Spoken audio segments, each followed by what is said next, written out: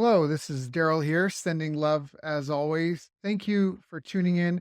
I just want to say if you like this interview, you can check our website for companion workbooks, action guides, tools, checklists, templates, and show notes with links for everything mentioned on the call. Just visit bestbusinesscoach.ca. That's best, B-E-S-T, businesscoach.ca. Enjoy. Right. Hey everyone, thank you for joining us. My name is Daryl Urbanski, your host as always. And today we are joined by Todd Brown. And Todd is considered the #1 authority on engineering profitable customer acquisition campaigns. He's also the creator of the renowned E5 method. Todd is a repeat guest on our show and one of the most sought after marketing experts other experts go to when they need help with their own businesses. So his list of coaching clients, consulting clients, and subscribers reads like a who's who of A-list entrepreneurs. And his agency has created the promotions behind some of the biggest direct response marketers and companies online. So I've asked Todd to join us here today to talk about vaccine mandates. Kidding. How you Oh doing, boy. man? Good, man. I'm glad to be back with you, man. It's been Yeah. a long time. We're both kind of grizzled and beaten and battered. It's been a wild couple of But years. Yeah. yeah, man, but I'm excited to be back with you. Yeah. Okay. So it has been a few years. I'm not even sure. I tried to check. I thought you'd done 2 interviews with us, but this is your second. I always love what I see you doing online. You know, that's why we did the first interview. I know you're a huge proponent of things like social proof, proving your merit and your worth. You're really big on fundamentals, I think, and also following the best practices, following success in that. But for the people that just met you in that, let's kind of go back in time a little bit. Let me ask, how did you even get started in this? How did you get into business and marketing to begin with? Yeah, man, great question. So many moons ago, many years ago, I was working for a fantastic health club company. We had several locations, and I was responsible for one of the departments in this company, the personal training department. And I was responsible for generating revenue through this department. At its peak, we had about 70 trainers. We had across multiple locations, we had like 8 managers and 2 directors. And so I was responsible for kind of steering this entire department to produce a certain amount of revenue every year. And one day I got a direct mail piece, postcard, and it was a direct response based postcard. Now, at the time, I knew nothing about advertising, marketing. I had no idea. I thought advertising was marketing, advertising, all that jazz. And this particular direct mail piece was offering like a home study kit for fitness professionals. And so I went to my boss, asked my boss, hey, is it cool if I get this? I'm going to expense it. It was a few $100s. He said, roll with it. I got this home study course. To show you how long ago this was, the thing was filled with cassette tapes, a hard diskette. It was like, 3-ring binders. Many of your listeners don't even know what a cassette tape is, man. And so they're like, and so yeah, I became, I dove in and I just was enamored with this idea of being able to kind of take a sales presentation, turn it into print, turn it into a piece, a marketing piece, and then be able to leverage that piece to ultimately generate, hundreds, thousands of sales. And so I just dove in. I started studying this thing like crazy, and started trying as much of it as I possibly could within my department. And some stuff worked, some stuff I had to adapt and change. And to fast forward, over time, my department became the poster child in this company. My department became the shining star because we implemented and tweaked and whatnot, all of these direct response methods. And that's when I just really got bit by the bug and wanted to see in what other areas I can use the stuff that I had learned and implemented to impact other businesses. That was my first exposure to direct response marketing. Got it. Results are addictive. They're really addictive. So this was a lead gen postcard. Was it a free offer that it offered you, or was it straight up sale? I believe it was just a straight up like selling this home study kit. I believe it was, if I remember correctly, and you're talking 2 decades ago now at this point. Yeah. I believe that it was it was selling, this home study kit. And Yeah. I was But it just was kind a of blown. custom niche solution, right? It was Yeah. a custom fit for you. It was like, this is to help people that are responsible for generating revenue in the department hit their targets and goals. Yeah, I must have been on some kind of direct mail list, and he was doing, Yeah. the front end kind of customer generating campaign, and I bought, and I was just blown away. I was really blown away by the idea that I was blown away at the time by the idea of salesmanship in print, right? Like I Mhm. always thought up to that point, I always thought that advertising and marketing, I always thought number one, that they were one and the same. And I always thought that they were like slogans. What I Mhm. associated with advertising and marketing was like what you see from Coca-Cola and Home Depot. Mhm. I didn't know anything about this idea of being able to take a complete sales message and Mhm. put it into a single marketing piece that you could then leverage to just generate buyers daily without ever even having to speak to anybody.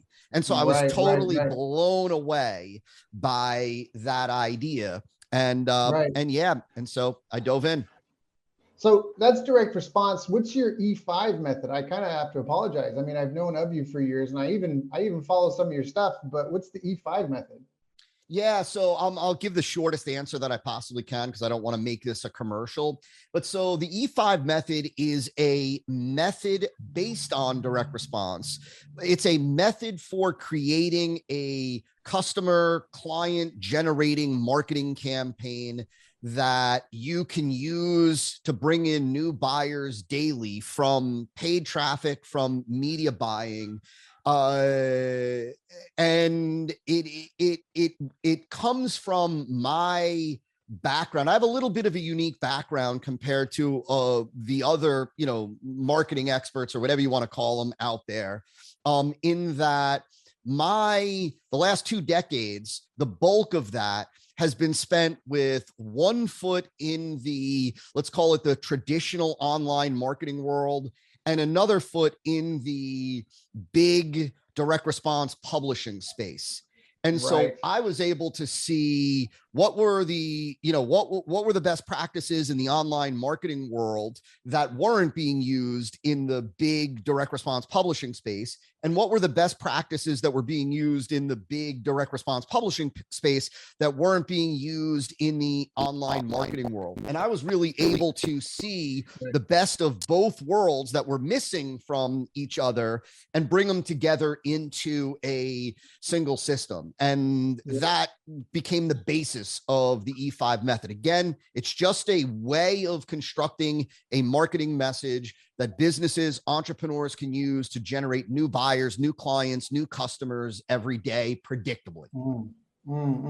Got it. Well, I mean, that sounds super appealing. The way I typically describe to people how direct response came about, whether it's true or not, I think it's an interesting story that I feel serves a purpose. But pre-internet, pre-post office, anybody that was a business owner was either like an anchor type location, like a grocery store or the butcher, or you were a traveling salesman, right? And so the way you made sales was going from town to town. You'd give your presentation in the little market space, you go knocking on doors and you'd sell your wares, and we've got some ambitious sales guy, maybe he's got a baby on the way, maybe the wife just wants a bigger house, he's trying to figure out, how do I get through more doors in a day? Like, how do I get more sales in a day? And he realizes, I'm kind of doing the same spiel every time I knock on a door, every time I pull up in a marketplace. So he gets this idea, I can scribble this down, and when I get to a town, I can pay some of the boys to run out and deliver these letters. And then when I get to the doors, I'll start going through them faster because they've kind of already been warmed up a bit. And he starts doing this and realizing that some of them, hey, what's up, sweetheart? Oh, this is my little daughter. She just woke up. Come say hi to Todd. Hey, you. This is Malaya. She just turned 3. Malaya, by the way, Hey, means freedom. For I those. love it. Hey, say good morning. Yeah, okay. Oh, hey. Let's see, mom. That's how There I we look go. when I wake up in the morning. Yeah. That little girl is my pride and joy. So yeah, I can I'll always relate, take a brother. break for her. You get it. I Yeah. can relate, brother. I mean, my Yeah. 2 daughters are my pride and joy, man. And so I totally get Right. it. There's more forms of wealth than money, and people forget that. But back to the Amen. story. So this guy realizes not only is he going to get into some doors and people are already warmed up, but some of these people are just ready to buy. And through iteration, he starts realizing he can just send this letter out. with an order form attached. And now he doesn't even have to go knocking on doors. He just pulls into town, pays the boys to run distributors' letters. They come back with orders and money, and he gives them the goods and they go back. And now you have the postal service, and he talked about being able to take a sales presentation and, scale it. I mean, that's the idea, is that this was the birth of advertising, being able to take a proven sales presentation and package it up, and the conversion rate. I said this at Brian Kurtz's Titan event, and Joe Polish came up to me after and was like, dude, that was really brilliant. Kim McCarthy too. But I just said that, nothing will convert like a one-on-one I forget the question was, but they were talking about struggling with VSLs and sales pages. And I was like, well, nothing will convert like a one-on-one, face-to-face, kneecap to kneecap conversation. Everything is just a more redundant version of that. So if you're converting 8 out of 10 face-to-face, then maybe you'll convert 5 out of 10 over the phone, or a webinar. And then if you make a video out of that, you'll convert 3 out of 10. But, in a sales letter, you'll convert 1 out of 10 or 0.5 out of 10. But you can send 100,000 letters in the mail. You can't have 100,000 sales meetings. And that's where you give up conversion rate and effectiveness for scale.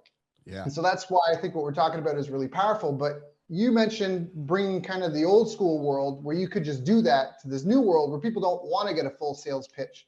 So can you maybe talk about what are some of the fundamentals in the new world of direct response?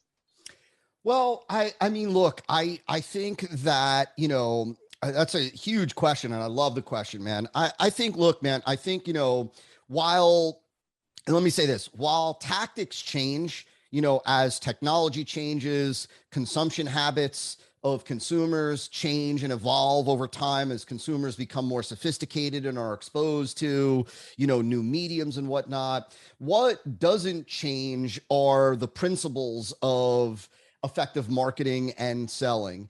And specifically, right, that people buy products and services for the results that they're going to get, the change, the transformation, the improvement to their life. They're ultimately, right, people don't buy products and services for the products and service themselves. Right. They buy for what they perceive those products and services are going to do for them.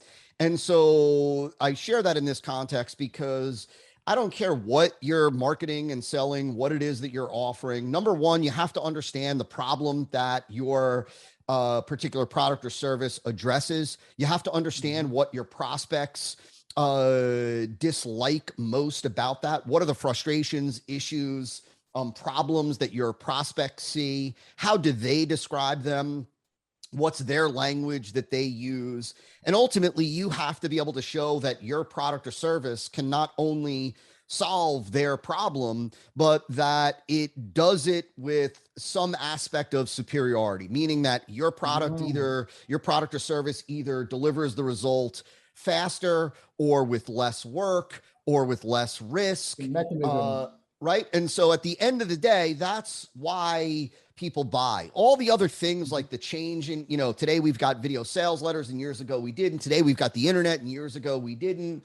All of those things, right, are really just tactics or mediums of communication. And while those things change, at the end of the day, man, the things that don't change are what causes people or what drives people to buy. And so I know that probably didn't really answer the question, but I share that only because I think, look, man, at the end of the day, people have to, in order to get attention today, what people care most about is what's different about your solution. What's different about the way that your product or service works to give me the result that I want.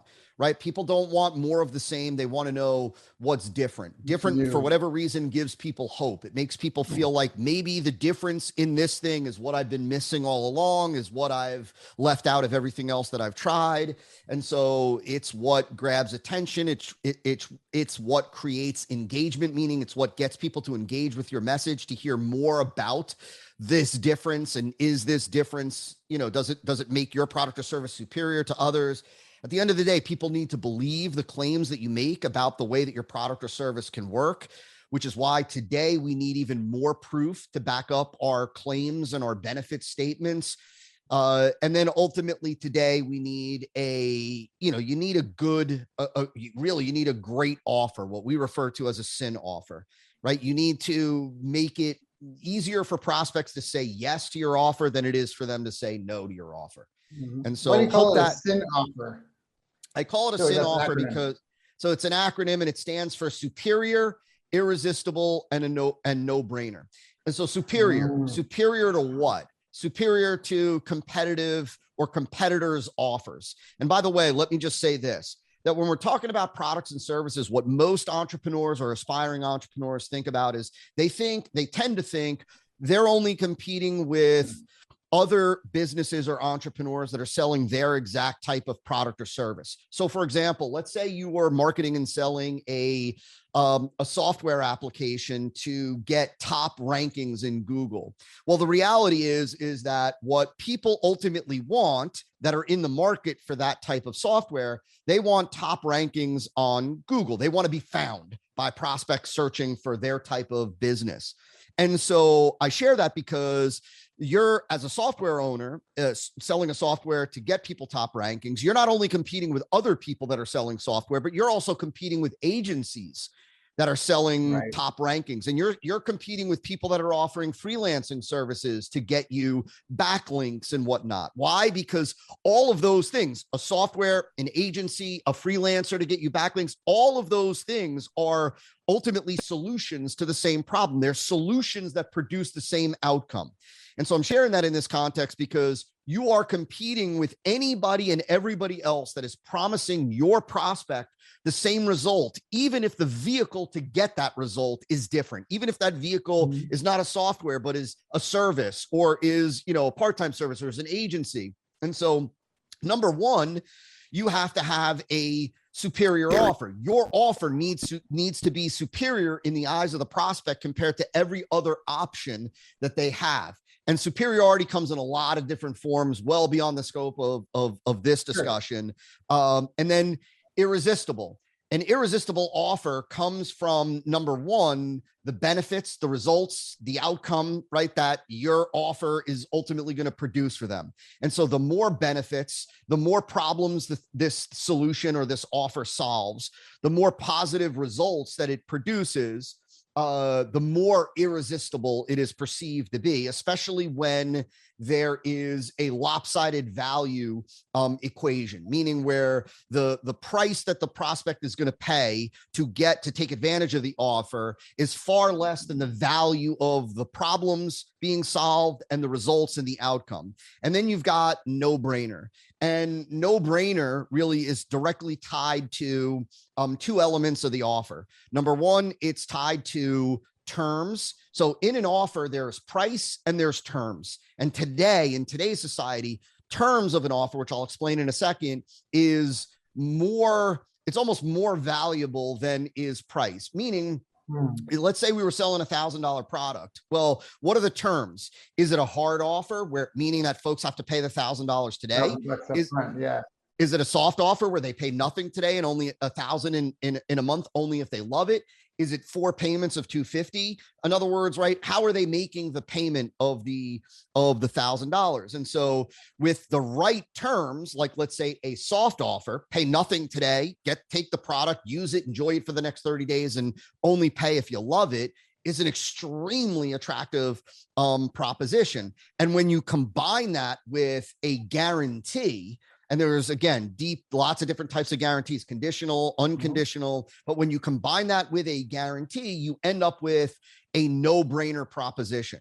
So when you have a sin offer, when your offer is superior to the alternatives, when it is irresistible because of the value proposition, the value equation, and because of all of the benefits that you get and the problems being solved, and it's no-brainer when the terms are so enticing and the guarantee takes away virtually all risk. That's the type of offer that you really want to put together. So does that make sense?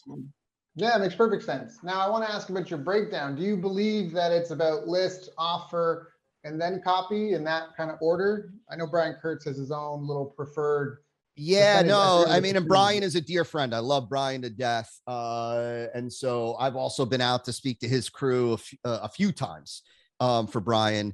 And Brian is absolutely spot on. And so the idea is that when it comes to the success of a marketing campaign, the order of priority is list, offer, copy.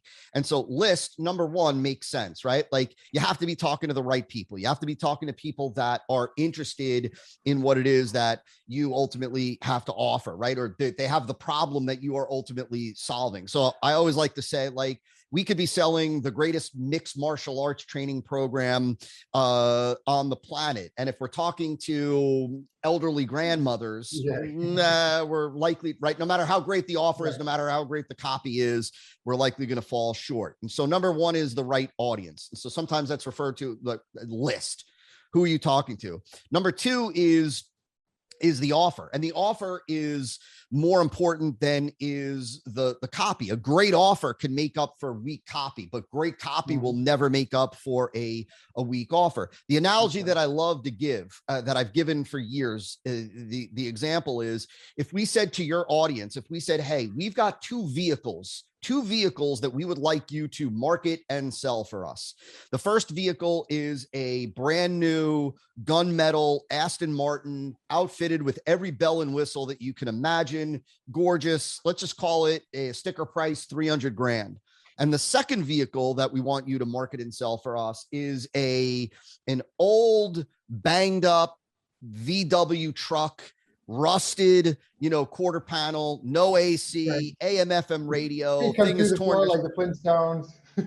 There you go, right? Like just banged up out the wazoo. And let's say we said to your audience, we said, I want you to write that car, who knows, that vehicle worth, $2 grand or whatever. And we said, look, I want you to sell each of these vehicles for us for $30,000. Now, look, it doesn't take a marketing genius or a sales wizard to be able to sell the Aston Martin, a $300,000 car, for $30,000.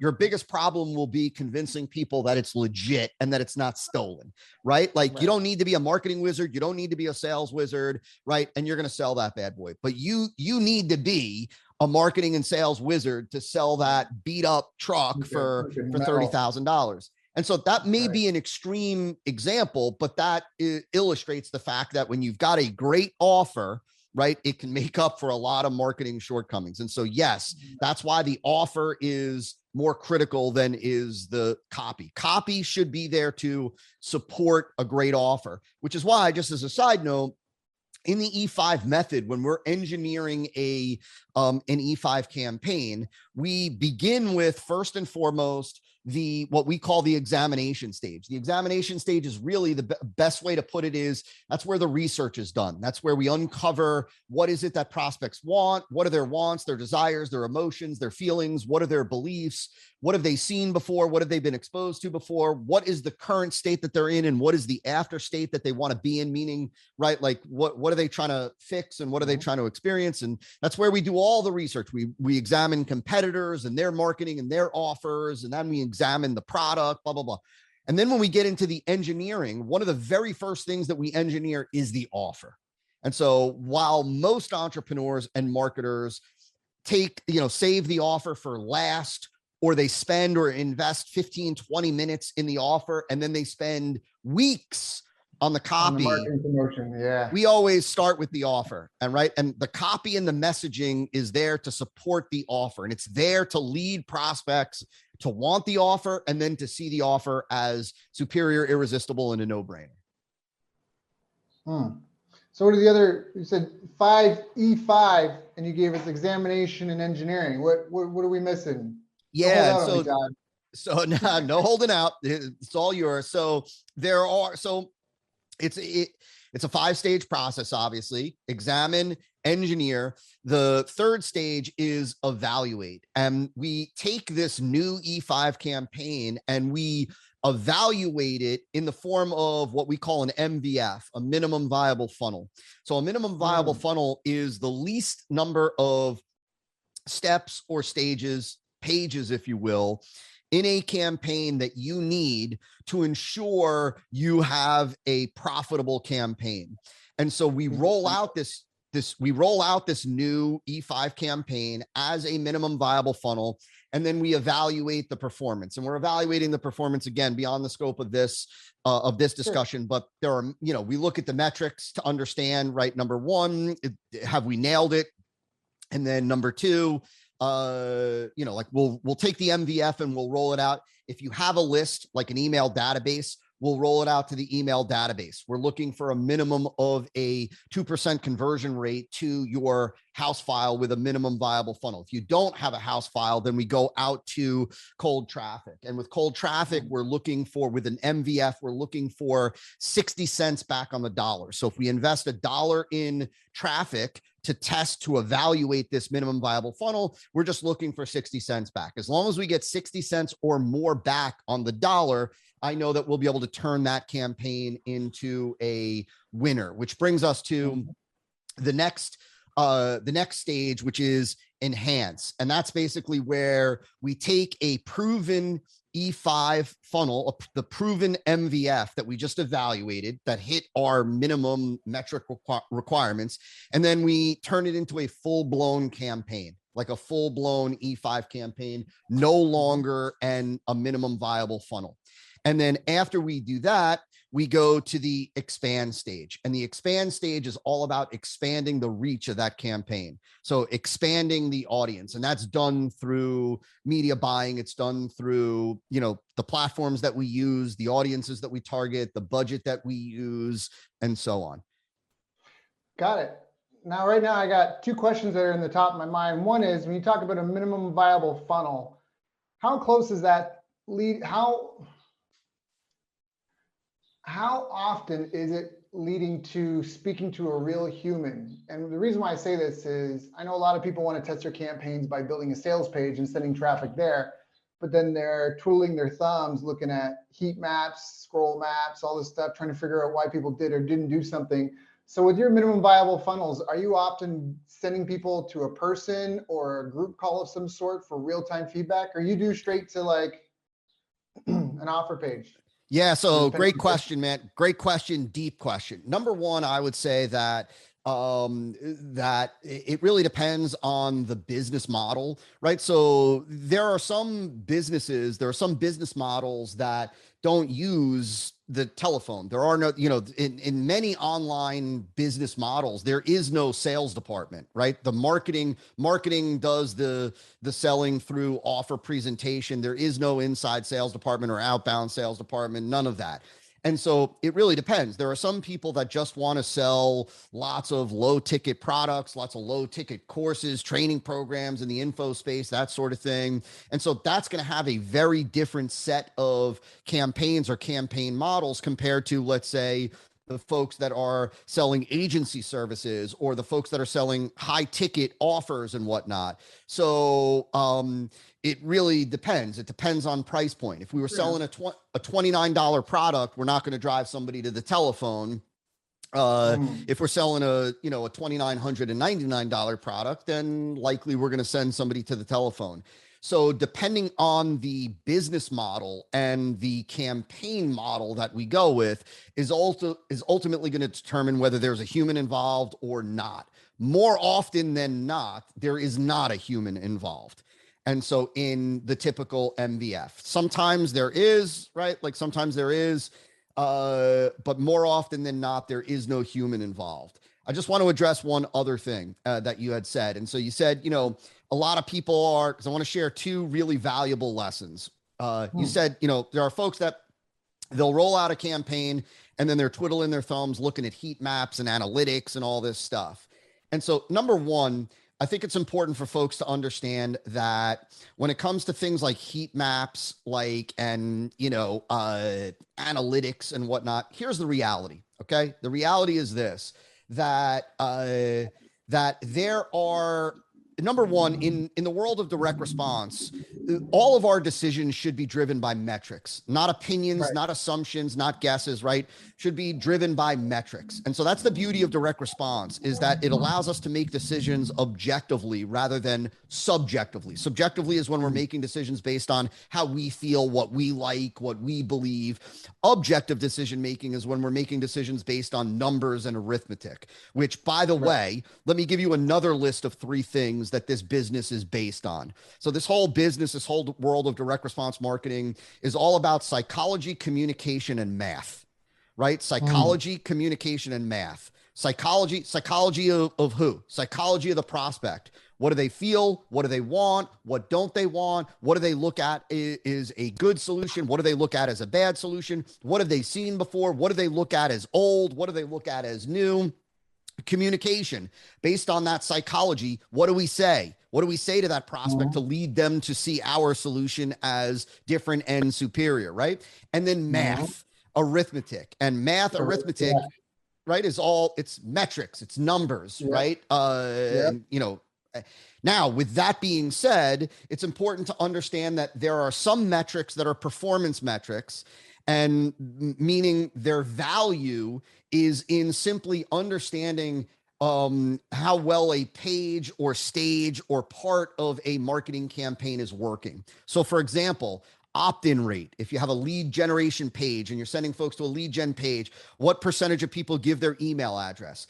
Opt-in rate, sales conversion rate, order form completion rate, upsell take rate. All of those are simply performance metrics. They only tell you how well that particular stage or page in the campaign is working. But what they don't tell you is whether you have a viable campaign or not. Because you could have a 60% opt-in rate, you could have a 10% sales conversion rate, you could have a 90% order form completion rate, you could have a 40% upsell take rate, and you could be losing money every day, right? Because of the cost of traffic and so on, right? You could also have a 20% opt-in rate, a 2% sales conversion rate, a 50% order form completion rate, no upsell, and be killing it, right? Like, it's possible, right? And so my point in sharing that is that at the end of the day, you can't deposit opt-in rate, sales conversion rate, order form completion rate. None, like, those things are like, those things don't prove, they only are used to improve the performance of a campaign.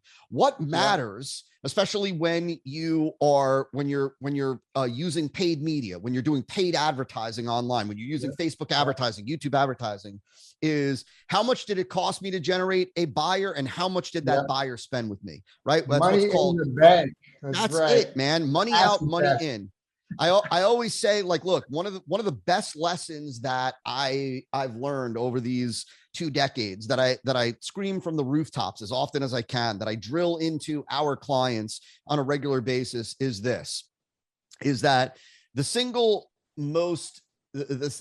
healthiest mindset that an entrepreneur should have is really, you are just an investor when it comes to your marketing.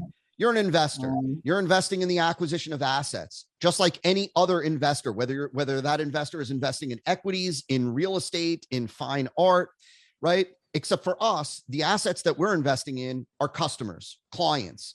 Those assets, those customers, those clients have a value today. That is the average amount of money that they spend with you the day that they become a client or a customer, what's typically referred to as AOV, or average order value. That's the average amount of money that a new buyer spends with you the day that they become a buyer.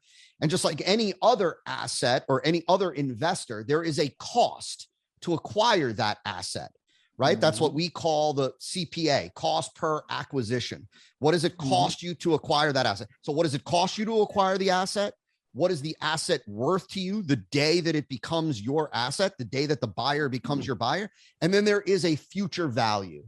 Now, the beauty, right? The future value, that is lifetime value, 30-day value, 60-day value, 90-day value. Now, the beauty of what it is that we do compared to the typical investor, the typical, let's say, equity investor, they know what the asset is worth today. They know the share price of a stock. So, and therefore they also know what it's going to cost them to get that asset. Those are knowns. But to the typical equity investor, the future value is a pure speculation. They think it's going to go up Right. to X amount, right? The beauty with direct response is that over time, the longer you have your, yeah, we know, man, the longer you have your company, the more mature and sophisticated your company gets, man, the more confidence you'll have in, I know the average buyer is going to be worth X amount on day 30. It's going to be worth Y amount on day 60, and it's going to be worth Z amount on day 90.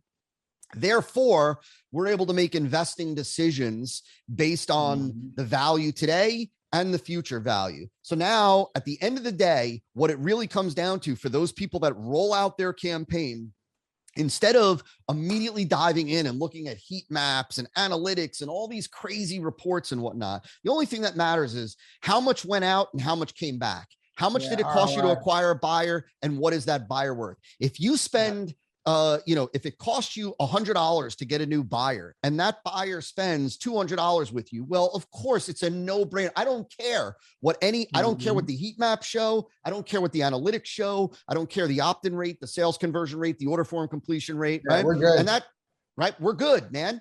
We're good. The only time that those things, right, like when we want to see what's the constraint in the campaign, what's the weak link that we need to work on, what is the one page that's underperforming that we can improve, right? But often, man, when we've got a campaign that from a cost per acquisition and an AOV perspective, when they are within KPI, meaning for us, let's keep things real simple and say, when we have a 1-to-1 ratio, meaning we invest $1 and we get back $1. In other words, it cost us $100 to get a buyer, and that buyer is worth $100 to us.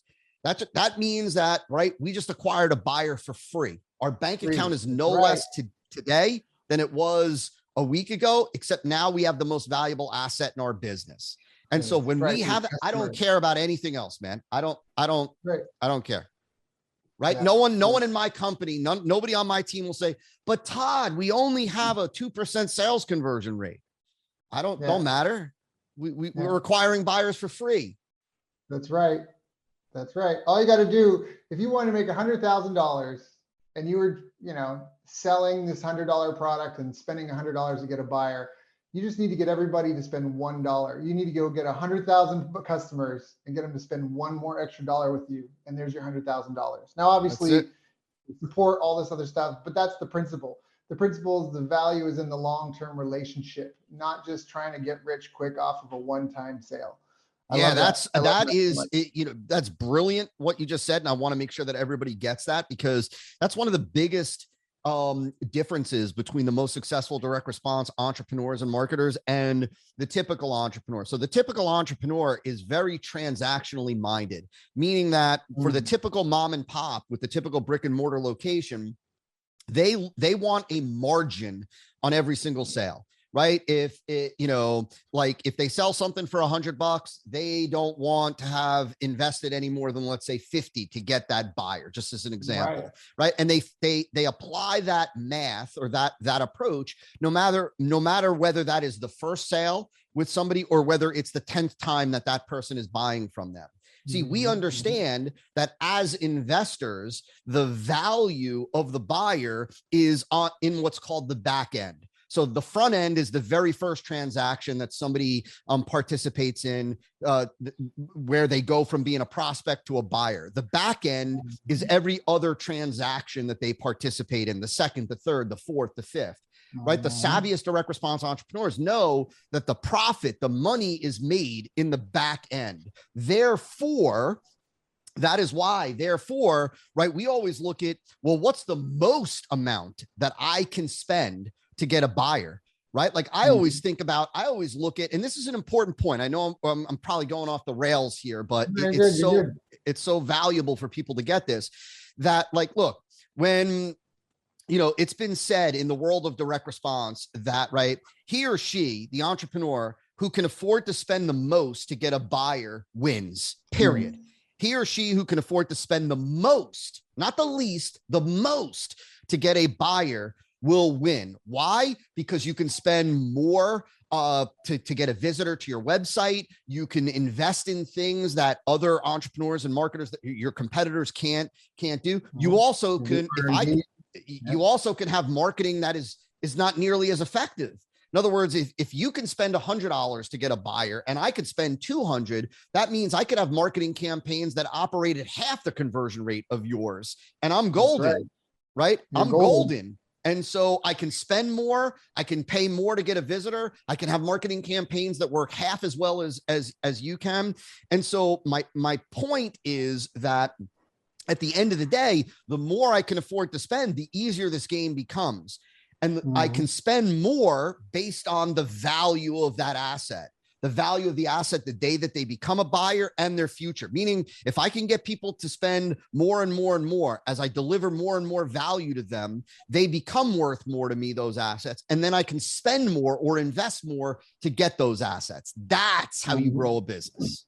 Yeah, I've got a buddy. He's in a high transaction volume business, and he's got 5-day buying cycles, and he's losing a couple of bucks on the first sale, but he gets up to 5 more purchases within the first 60 days. And he's making 15% minimum on every other purchase. Yeah. And so when you think about that, like I had someone offer to invest with me. They want to give me 25 grand and they wanted 10%. But you think about that's not a bad, that's like people who invest in the stock market. They're like, hey, if I can make 10%, I mean, now we have hyperinflation, but typical normal economy, right? They're happy with 10%.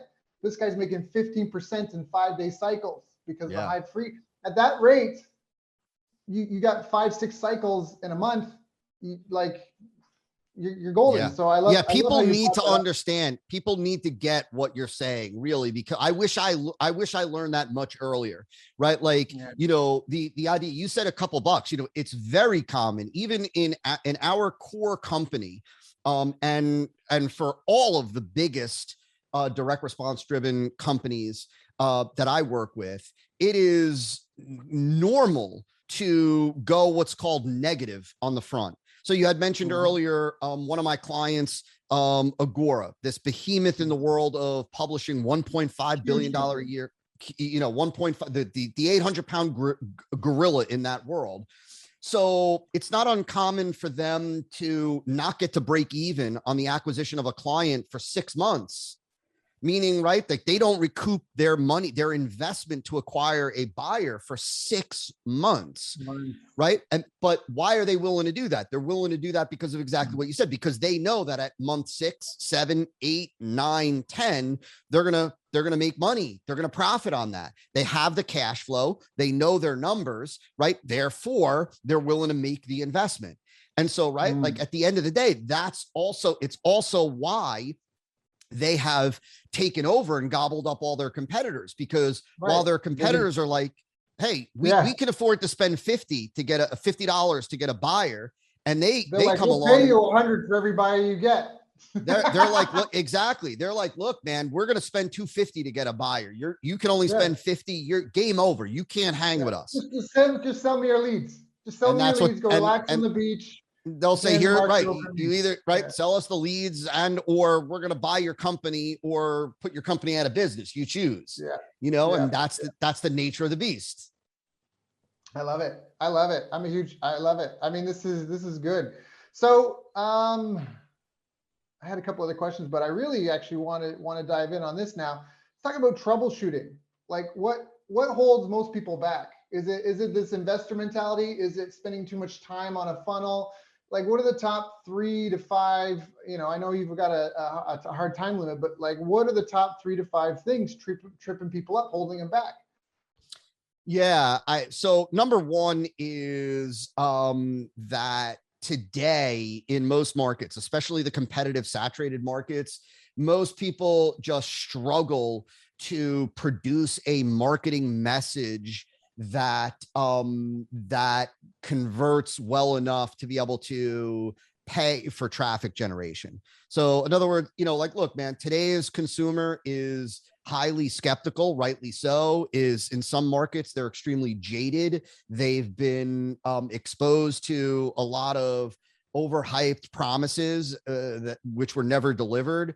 And so today, what drives people to buy is not the same as what drove people to buy, or not the same not the same language that drove people to buy, 2 decades ago. And so number one, what most entrepreneurs struggle with is they are trying to create marketing messages using old school copy methods, right? Where it's filled with hyperbole, it's filled with adjectives and adverbs. It smells like copy, it sounds like copy. It's the old school, right? They offer very little proof in their campaign. There's very little to differentiate their solution from every other option, and they roll out with an ordinary offer. So you take all of those things in combination, and it leads to an ineffective customer acquisition marketing campaign.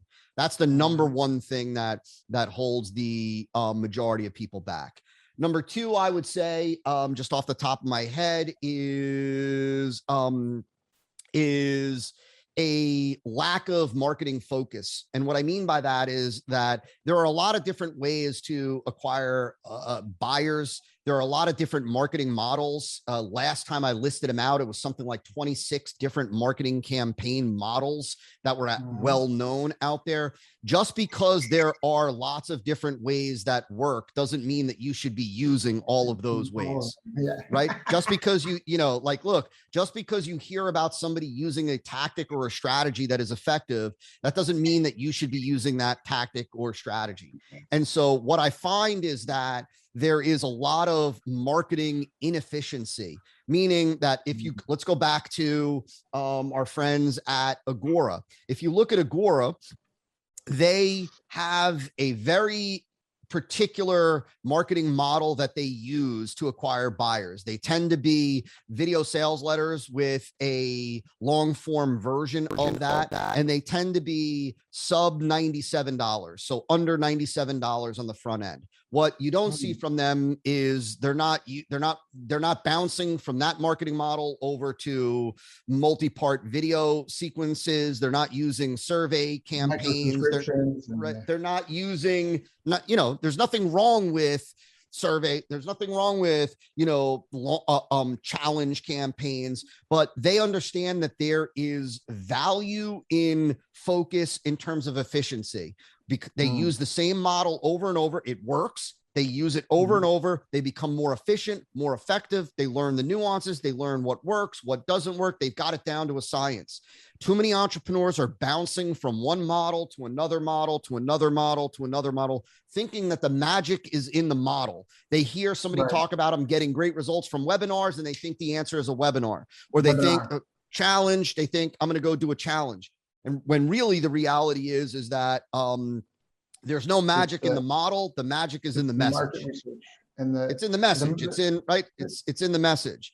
And so the next mistake, the next reason why I would say people struggle, and I'll give three, this will be the last one, is exactly what we talked about, is that they don't understand the economics of growing a direct response driven business, meaning they think they're looking at marketing performance metrics and trying to find the answer in the marketing performance metrics. And they're trying to, I got to get this bad boy up to an 8% sales conversion rate and this and that.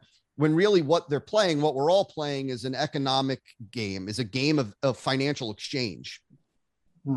Dollar out, dollar. I'm making an investment. What's the investment worth today? What's it going to cost me today? And what's the future value of that investment? And so they don't understand. They're not thinking like investors. They're thinking very transactionally. They're thinking about, how much profit can I make on that very first transaction? And so they're sacrificing growth and customer acquisition. Right. Because you can't have profit and growth. You can't. I mean, look, you're not on the front end, the front end, that first transaction, that the marketing for acquisition is all about maximum acquisition. It's about acquiring the maximum number of buyers, clients, customers. The back end, the second transaction, third transaction, the fourth transaction, that's where the money is made in a direct response business. It's not on the first transaction. The first transaction is to produce a customer. I once heard, I think it was, and this is great for folks, I think it was Dan Kennedy who said that the difference between the typical entrepreneur and the savvy direct response marketer is the typical entrepreneur generates a customer to produce a sale. Yeah. And right. And the savvy direct response entrepreneur on the front end, right, generates a sale to produce a customer. That's right. Right. Why? Because I want the customer, because I know the money is made in the second, the third, the fourth transaction. And so big, might seem like a nuance to folks listening, but it is, it's not. I want to acquire the asset, and then my job is to make that asset worth more and more and more and more. Yeah, I love it. I love it. It's like if you install pools, the money's not in installing the pool. The money's in installing the pool, selling the maintenance, the lifeguard lessons, the upgrades. It's about being there per guy or girl or whatever you identify as for the lifetime of that aspect of their life. Maybe it even expands beyond pools. Maybe you get into building patios and selling recreational videos, because the pool is a recreational tool. Yep. So it's not about trying to make my money off this one thing. It's about becoming the person they go to for that. And even if you're white labeling stuff, even if you're just getting a finder's fee for referring other business, being the go-to person. I mean, this is like the taxi business, right? Whether you take me there in a plane, a boat, a car, a bike, a trike, I just want to own the phone number people dial pre-apps when they need to get taken somewhere and want to pay money for it. And that was it. It wasn't the car, wasn't that. It was, I own the phone number everybody calls when they need a ride. And that's Uber, right? Or Grab. If you're in Asia, it's Grab. It's owning that app that everybody goes to. So I love it. I know. And I think, let me say this. Here really quick, simple, another example of a company, which I think really just is super simple to see it, is a company like Netflix. I don't know what the Netflix membership is today, $10, $15, whatever it is. Let's say it's $15, right? Well, right. That's what the typical subscriber pays monthly, is $15. Well, I say to people all the time, when at conferences or on shows like this, I'll say, like, what do you think, what should Netflix be willing to pay to get a subscriber? Now, if you were the typical entrepreneur, the typical mom and pop with the transactional mindset, you would say, well, when somebody becomes a Netflix subscriber, they pay $15. So let's say Netflix should only pay $7 or something like that to get a subscriber, because then they're going to collect 15 and they're going to make whatever 50%, on their on their money. But that's a very flawed way to look at it. See, because Netflix knows that the average subscriber, let's say, stays for 30 months. Right. Some subscribers stay far longer than 30 months. And I'm just using this as an example. Some stay far longer than 30 months. Some stay far less than 30 months. But on average, it is 30 months. Right. Well, that comes out to, at $15 a month, that comes out to $450. So Netflix knows that the average subscriber, in my made up example, is worth $450 to them. So now when we go back and we say, well, what should Netflix be willing to spend to get a new subscriber? Is it a wise investment for Netflix to, let's say, spend $20 to get a new subscriber, even though the day that they became a subscriber means that Netflix goes negative $5? Well, the answer is, of course, because in month 2, they make back that 5 plus another 10, and then they remain for another 28 months with them. That's when you think like an investor and you realize Netflix is an investor investing in the acquisition of assets. Their assets are subscribers. Their subscribers are worth on average $15 for them on day 0, the day that they become a subscriber, and lifetime value, they're worth, call it in this example, $450. At month 2, they're worth $30. At month 3, they're worth $45. At month 4, and they're worth $60, and so on. And so based on that, now what should Netflix be willing to invest? Well, the reality is, the more that they're willing to invest, the easier the game becomes for them. Right. No, I love it. We're almost up to the hour. I had 2 questions, but one I actually really want to ask, and it's relevant because talking about subscriptions. How is selling a subscription different than products or services? And my question is, I mean, we just talked about the economics here, so I understand the economic point, but is there a psychological difference? Any recommendations? Do you approach it differently?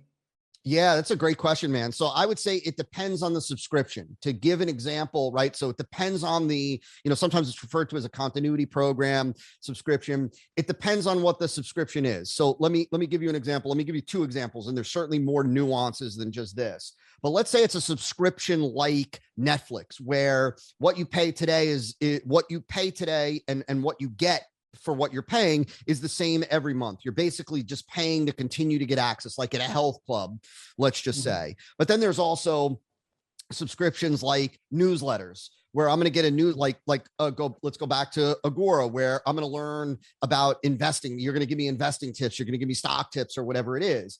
So those two, even though they're both subscription based, those two are different in the way that we market and sell those on the front end. The biggest difference is with the subscription like a newsletter, where let's say if you and I were the publishers of a newsletter on any particular topic, let's just say it was investing, where we don't know what it is that we're going to be talking about next month or the month after. We don't know the stock tips that we're going to be giving. We don't know what's going to happen in the economy, in 2 months from now, and 3 months from now, and 4 months from now. In those instances where you're selling a subscription to, let's say, information or content that is yet to be published, you will use what's called a premium driven campaign. A premium driven campaign. A premium is it's sometimes referred to as a bonus. It's a freebie. Yep. Basically, the type of campaign model is, if we were selling a subscription to Daryl and Todd's newsletter, right? So we're going to come up with a freebie. That freebie, maybe it's a report, maybe it's a video, maybe it's an audio, whatever, on a particular topic that is extremely exciting to the marketplace right now, something that's top of mind, a major problem that they're having right now. And what we're going to do is we're going to create a marketing campaign that presents this report and the value of this report and what they're going to get from this report. And ultimately, we let them know, I'm going to send you this report for free after we build all the value for this. I'm going to send you this report for free when you take a subscription to Daryl and Todd's newsletter. And so it's the McDonald's toy model, but with the subscription attached. Like I never buy McDonald's, but when we do road trips, I get coffee there sometimes in the Philippines here. And I always end up getting a stupid kids meal because my daughter wants the toy.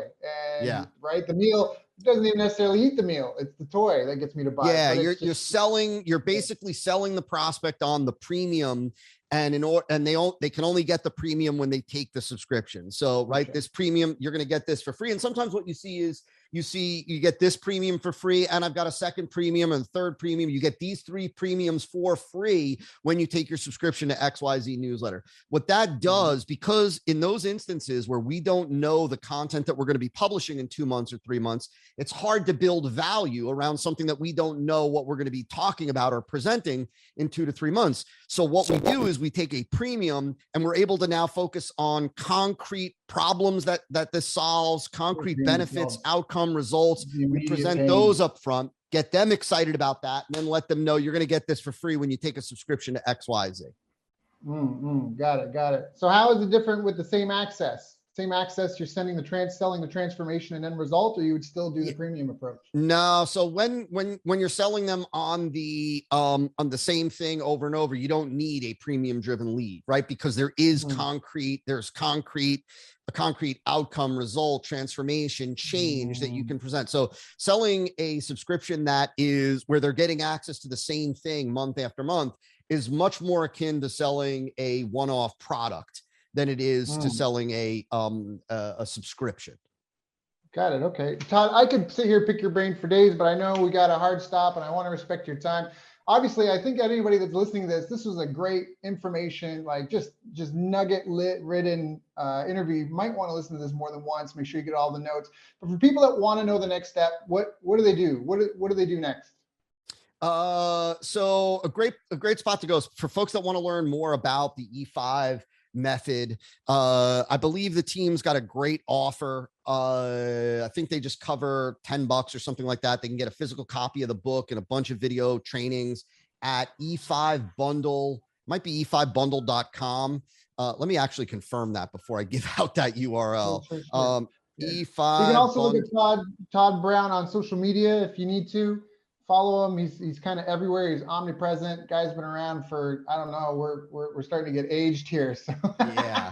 E5bundle.com. If you want that, you could also just go to toddbrown.me, or you just on social, just Todd Brown on Facebook, Todd Brown on Instagram. That's, yeah. One of the things that I want everyone here to know, though, is that especially in marketing, there's validity to staying power. And so when someone's been in the game for 10 years, 20 years, 30 years, I think you're probably pushing 30. I don't want to put it out there, but I think you've been in here more than 20. I don't know. I mean, people can see the gray hair, but there's definitely I'm starting to get it. That's why I shaved. I shaved because it's all turning white. You got the opposite. It's of my all problem. like, I'm looking like, Chris Kringle, the marketing version of Chris Kringle over Christmas is here. coming. Man. Yeah, there you go. So, but I only try to bring people I trust on here. So go check out Todd's stuff. Clearly, the proof is in the pudding. And the only thing you can try to spend two people trying to get to the Olympics. One's in a garage trying to figure it out with CDs and tapes and with a couple of buddies, versus someone that goes and gets people that have been there, done that. Both have the potential to achieve it. One's clearly going to have more injuries, more setbacks, more problems, a more frustrating time. The other one's going to have a more easy, more lucrative, more fun experience. And so it really just depends what you want. Go check out Todd Brown. There's no real benefit to me other than just Todd knowing me and going, thanks, Daryl. But you'll probably thank me after. And again, you may want to listen to this interview again, just because, as Todd said, there was a lot of nuggets in here. And so if you're a newbie, listen to this interview 2-3 times, because there's just some fundamentals in here you need to get. Todd, I want to respect your time. Thank you so much, my friend. Was there anything I didn't ask you I should have asked you? Oh gosh, man, we'll have to save that for the next time. I need to know, at some point, you're going to have to message me on Facebook and let me know what's the record number of times that somebody has been on your show, so that we can figure out how to beat that record. And I'd be more than happy to come back and crush that. No, man, you're great, dude. And I appreciate you having me on here. I appreciate you letting me ramble for your peeps. And yeah, man, we've been in this together a long time at this point, man. And so that says a lot about you as well, my friend. And so thank you so much for having me on here, dude. It's an honor and a pleasure. We'll talk again soon. You got it. Absolutely. Thank you. Got it. Absolutely. Thank you. Got it. Absolutely. Thank you. Got it. Absolutely. Thank you. Got it.